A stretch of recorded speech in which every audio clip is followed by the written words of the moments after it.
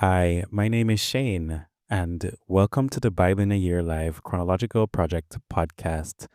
Today is day one of our first full week in the year 2026, as we started the journey last week of reading the whole Bible in a year in chronological order. Today we'll continue reading Job from chapter 6 to chapter 9, and this week we'll be reading in the Names of God Bible. My name is Shane, and let's dive into today's reading. Job chapter 6. Job speaks, God has attacked me without cause. Then Job replied to his friends, if only my grief could be weighed, if only my misery could be laid on the scales with it, then they would be heavier than the sand of the seas. I spoke carelessly, because the arrows of Shaddai have found their target in me, and my spirit is drinking their poison. Eloah's terrors line up in battle against me. Does a wild donkey bray when it's eating grass? Or does an ox make a sound over its hay? Is tasteless food eaten without salt? Or is there any flavor in the white of an egg? I refuse to touch such things. They are disgusting to me. How I wish that my prayer would be answered, that Eloah would give me what I'm hoping for, that Eloah would finally be willing to crush me, that he would reach out to cut me off. Then I would still have comfort. I would be happy despite my endless pain, because I have not rejected the words of the Holy One. What strength do I have left that I can go on hoping? What goal do I have that I would want to prolong my life? Do I have the strength of rocks? Does my body have the strength of bronze? Am I not completely helpless? Haven't my skills been taken away from me? You have not treated me like true friends. A friend should treat a troubled person kindly, even if he abandons the fear of Shaddai. My brothers have been as deceptive as seasonal rivers, like the seasonal riverbeds that flood. They are dark with ice. They're hidden by snow. They vanish during a scorching summer. In the heat, their riverbeds dry up. They change their course. They go into wasteland and despair. Caravans from Tema look for them. Travelers from Sheba search for them. They are ashamed because they relied on the streams. Arriving there, they are disappointed. So you are as unreliable to me as they are. You see something terrifying and you're afraid. Did I ever say, give me a gift? Or offer me a bribe from your wealth? Or rescue me from any enemy? Or ransom me from a tyrant? Teach me, and I'll be silent. Show me where I've been wrong. How painful an honest discussion can be. In correcting me, you correct yourselves. Do you think my words need correction? Do you think they're what a desperate person says to the wind? Would you also throw dice for an orphan? Would you buy and sell your friend? But now if you're willing, look at me. I won't lie to your face. Please change your mind. Don't permit any injustice. Change your mind because I'm still right about this. Is there injustice on my tongue? Or is my mouth unable to tell the difference between right and wrong? Chapter 7. Job speaks about the futility of human existence. Isn't a mortal's stay on the earth difficult, like a hired hand's daily work? Like a slave, he longs for shade. Like a hired hand, he eagerly looks for his pay. Likewise, I've been given months that are not used, and I have inherited nights filled with misery. When I lie down, I ask, when will I get up? But the evening is long, and I'm exhausted from tossing about until dawn. My body is covered with maggots and scabs. My skin is crusted over with sores, then they ooze. My days go swifter than a weaver's shuttle. They are spent without hope.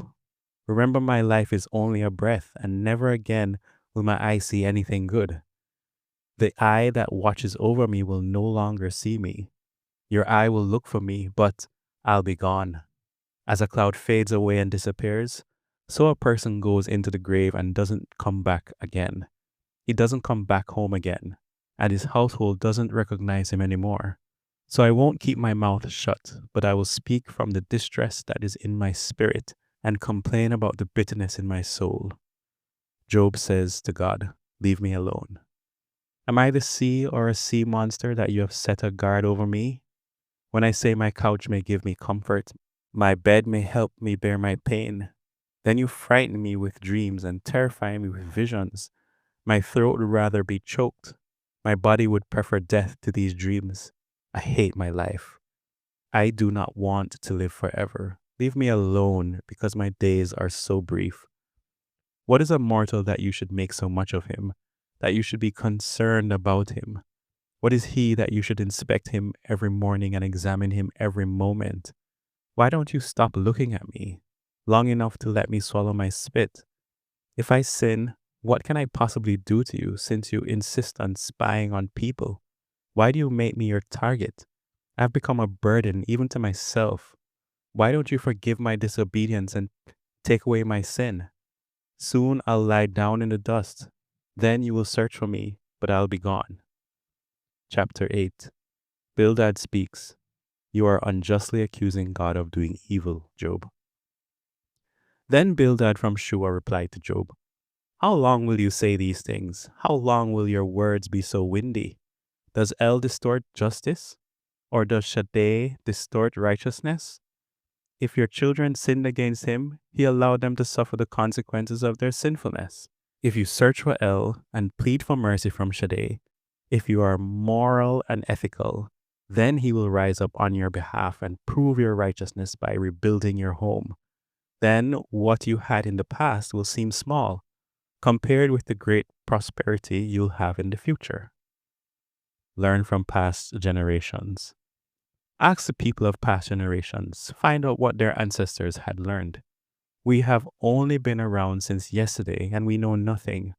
Our days on earth are only a fleeting shadow. Won't their words teach you? Won't they share their thoughts with you? God does not punish the innocent person. Can papyrus grow up where there is no swamp? Can rushes grow tall without water? Even if they were fresh and not cut, they would wither quicker than grass.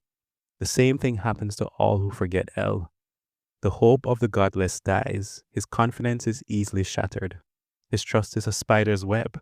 If one leans on his house, it collapses. If one holds onto it, it will not support his weight.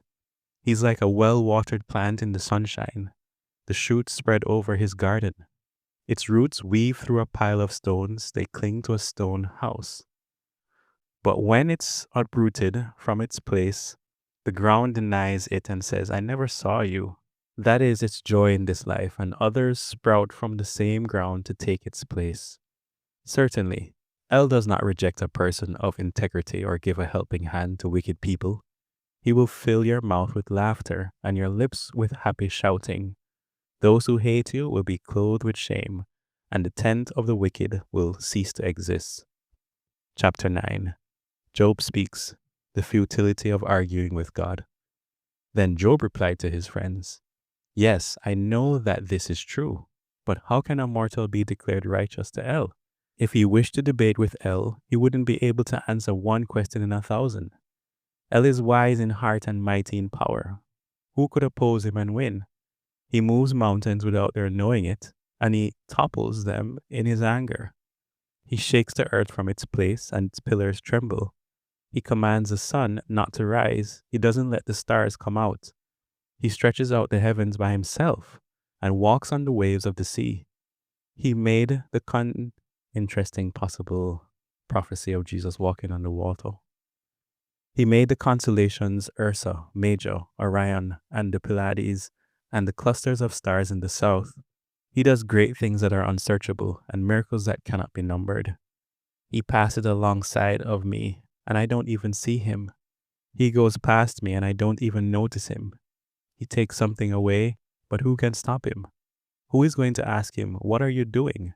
Eloah does not hold back his anger. Even Rahab's helpers bow humbly in front of him.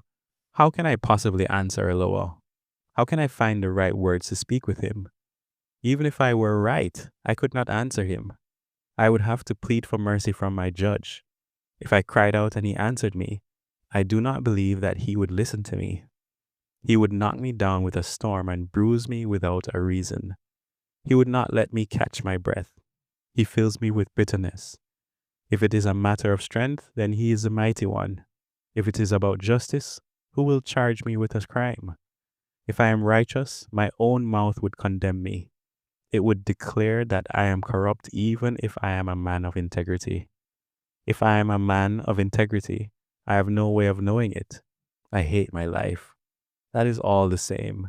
That is why I say he destroys both the man of integrity and the wicked. When a sudden disaster brings death, he makes fun of the despair of innocent people. The earth is handed over to the wicked. He covers the faces of its judges. If he isn't the one doing this, who is? My days go by more quickly than a runner. They sprint away. They don't see anything good. They pass by quickly like boats made from reeds, like an eagle swooping down on its prey. Even if I say, I will forget my complaining, I will change my expression and smile, I still dread everything I must suffer. I know that you won't declare me innocent. I've already been found guilty. Why should I work so hard for nothing? If I wash myself with lye soap and cleanse my hands with bleach, then you would plunge me into a muddy pit, and my own clothes would find me disgusting. A human like me cannot answer Eloah. Let's take our case to court. There's no mediator between us to put his hand on both of us. Eloah should take his rod away from me, and he should not terrify me. Then I would speak and not be afraid of him. But I know that I am not like that. Amen.